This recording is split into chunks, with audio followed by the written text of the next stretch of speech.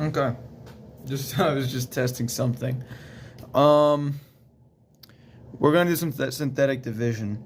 So, if you want to divide some polynomials and you want to do it very fast and very easy, and the polynomial looks simple enough, you can do this pretty cool thing called synthetic division.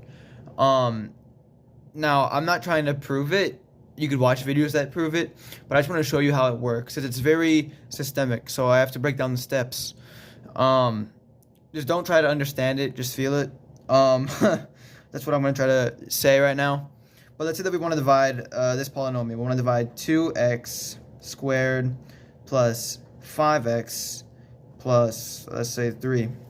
We want to divide all of this by x minus 3. Now, this looks like a lot to break down, right? And if you don't know how to do long division, then it's okay. You could just do synthetic division.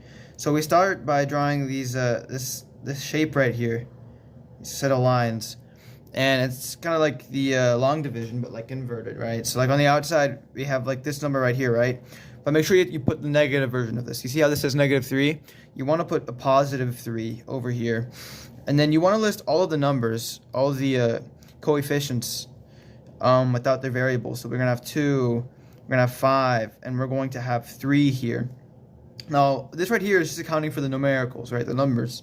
For the actual variables, since we're just dividing by x, it'll be really simple. We just lower down the degree of all of these. So for example, x squared becomes just x becomes nothing, and this becomes a remainder.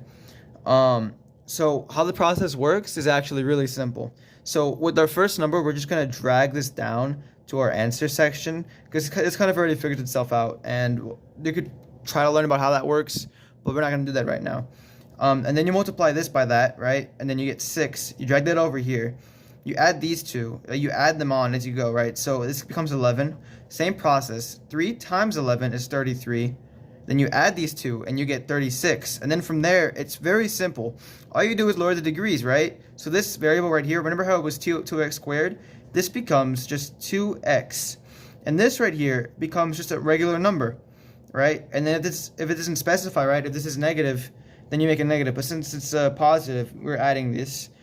And then this becomes a remainder, which you could write as remainder 36. Or you could just rewrite the entire equation as adding the remainder as well. But just to like account for the changes, you're also going to divide it by what we were dividing it by earlier, because we can't divide it by this mathematically, as we all know if you've taken algebra. But that's just very broken down